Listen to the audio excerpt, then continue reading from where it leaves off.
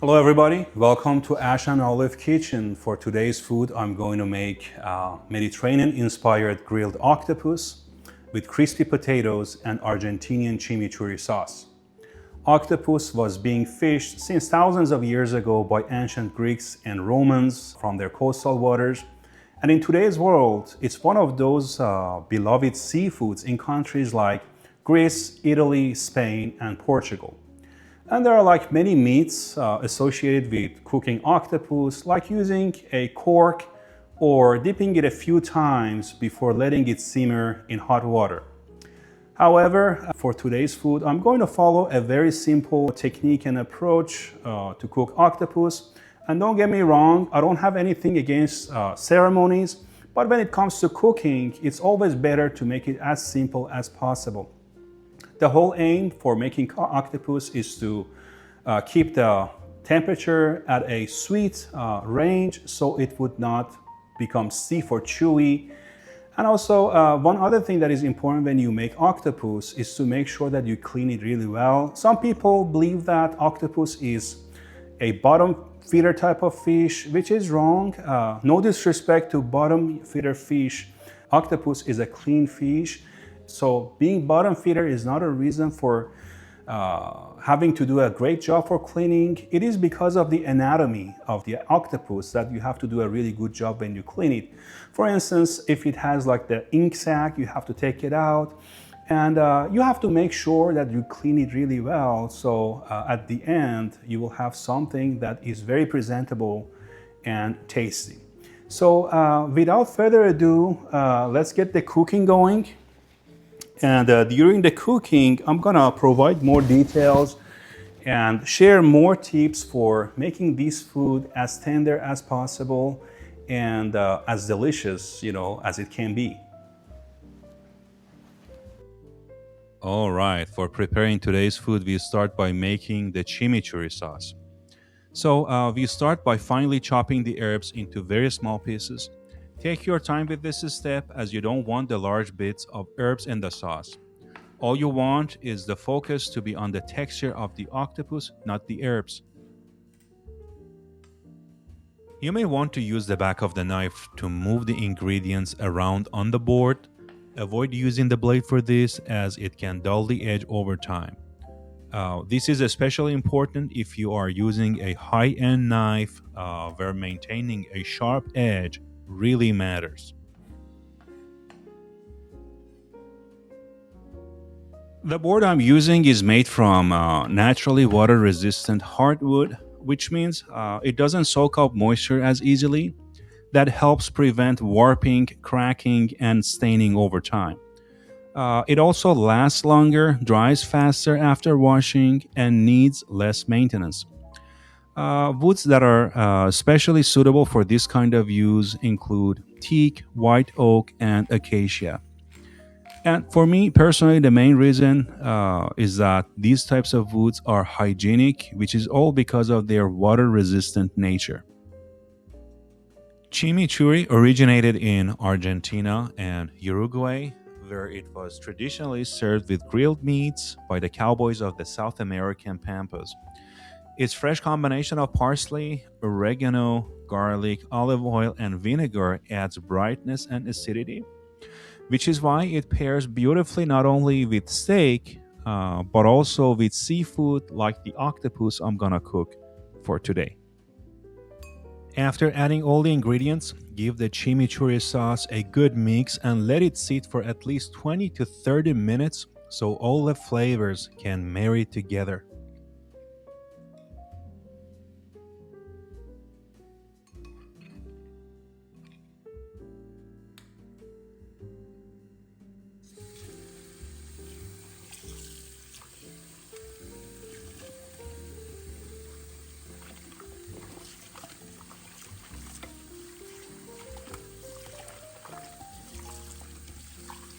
As mentioned earlier, the anatomy of the octopus requires us to do a very thorough job when it comes to cleaning it.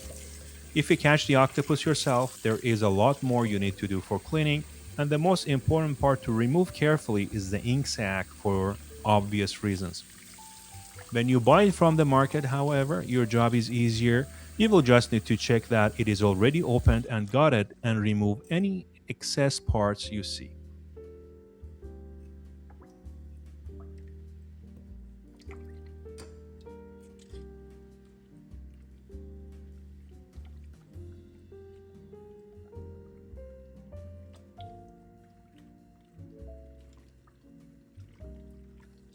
You also need to take out the beak. Some people simply push the beak out and pull it to remove it. However, I prefer to cut around it to remove any supporting tissue supporting the beak.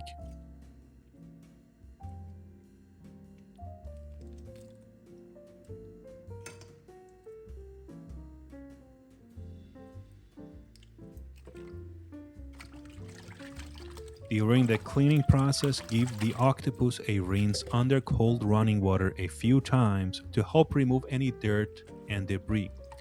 Be sure to check the tentacles as well to make sure nothing is stuck to them. Pay special attention to the suckers as they are designed to hold onto objects firmly, and because of that, small remnants or debris may still be present and need to be removed.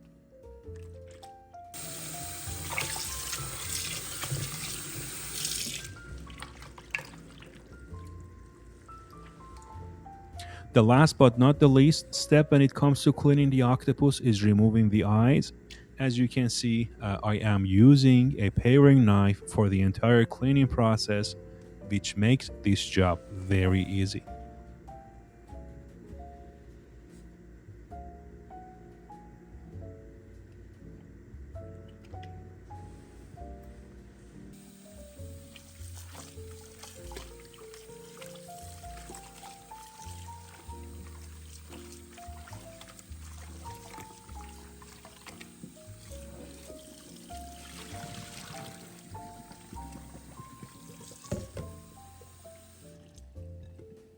One way to check if the octopus is clean is to pay attention to the water after rinsing.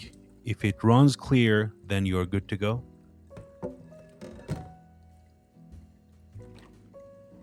It's now time to assemble the ingredients before letting the octopus simmer in hot water. Some people bring the water to a boil, add all the ingredients except the octopus, let it come back to a boil, and then dip the octopus 3 times before finally placing it into hot water. They do this to help gently tighten the outer texture of the octopus and encourage more even cooking from the start, which some believe improves tenderness. They also throw a cork in there, which is a traditional practice believed to help tenderize the octopus during cooking, although there is no strong scientific evidence behind it. However, using my technique, I added everything, including the octopus, right at the beginning and let it all come to a boil together. And in my experience, it is the temperature during the simmering stage that plays a huge role in tenderizing the meat.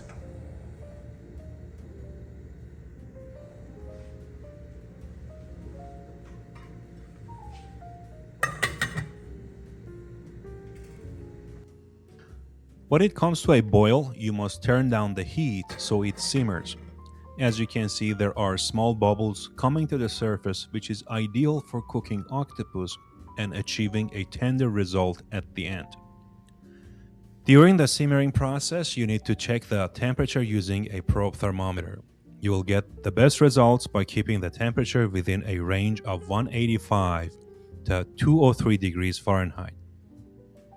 If you're closer to the lower end, it will take longer for the octopus to cook and tenderize, and if you're closer to the higher end, it will cook faster. In this case, I kept the temperature at around 203 degrees Fahrenheit by adjusting the heat on the stove. When simmering, I turned the octopus 3 times so that all the parts of it stay evenly in the hot water, and I checked the tenderness using a thin skewer. You can also do this using a toothpick or a fork. The resistance of the meat to penetration tells you a lot. It actually tells you the readiness of the octopus. There should be only a slight resistance when you poke it with any of the tools I mentioned. After the octopus is cooked to the desired tenderness, you can cut off the head using a knife to make it easier to portion on a cutting board for further preparation. This 3-pound octopus cooked in about 60 minutes while keeping the water temperature at 203 degrees Fahrenheit. After cooking, I let the octopus cool on an upside down Pyrex bowl, so it's slightly elevated. This helps it cool more evenly, prevents it from sitting in its own hot liquid, and allows excess moisture to drain away.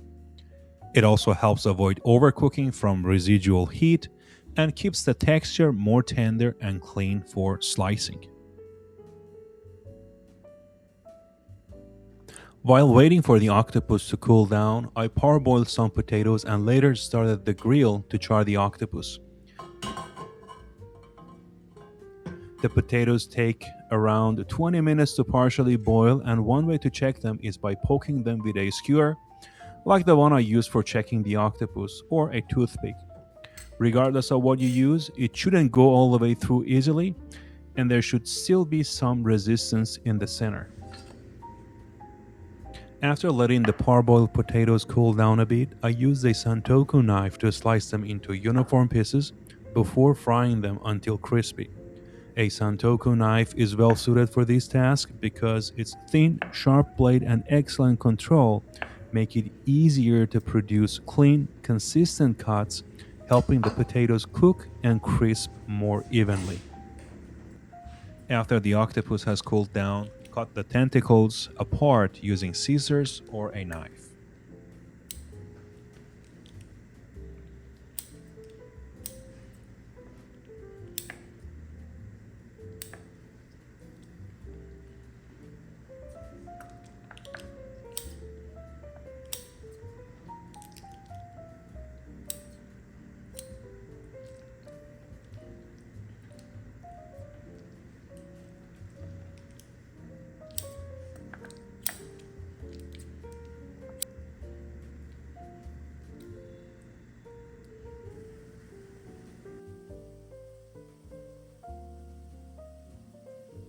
Next step is frying the parboiled potatoes to make them crispy.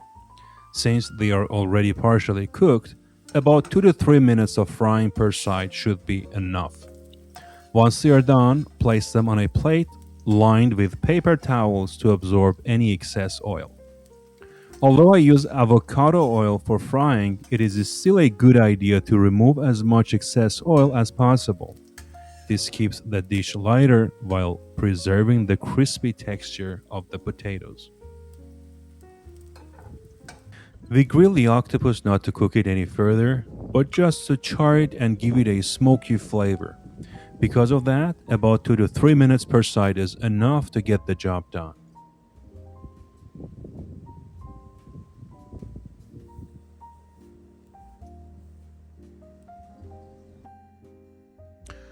Alright, the last but not the least step is assembling the dish. In my opinion, this is where everything comes together. It's the moment the dish truly comes to life. Food that looks good already sets the expectation for how it will taste. We start with a base of crispy potatoes, followed by the octopus tentacles, and finally, everything is brought together with a drizzle of our aromatic chimichurri sauce.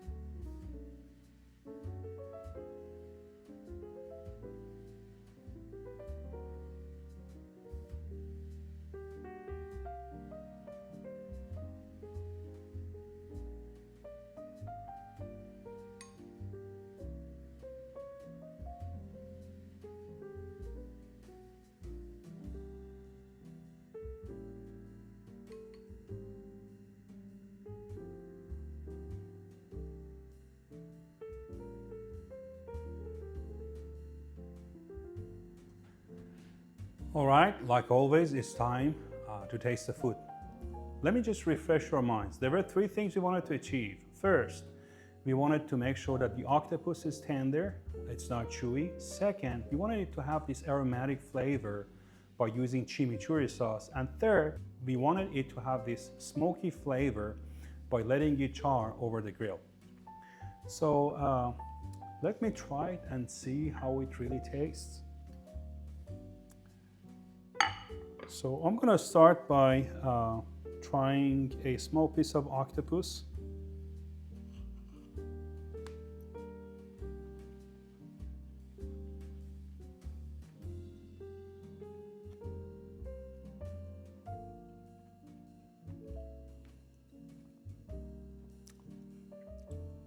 To be honest, this is the first time that I have made octopus this tender.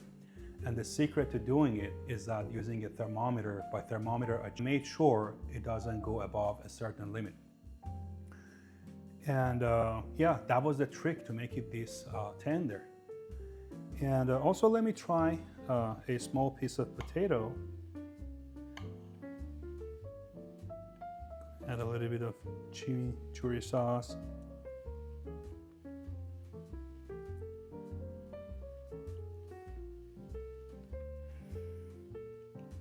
The potato is also very tasty, and also by absorbing the flavor of chimichurri sauce, it became even tastier. So I did not add any salt to the potatoes. If you want to do that, you can sprinkle a little bit of coarse salt over the potatoes and then serve the octopus on top of it. I did not do so. First of all, I'm not a big fan of using a high amount of salt, and second of all, I believe I added enough salt to the octopus. So it's totally up to you. If you wanted to make it a little bit saltier, you can go ahead and sprinkle some coarse salt on top of it. So I hope you learned how to do the same thing at home, and see you next time.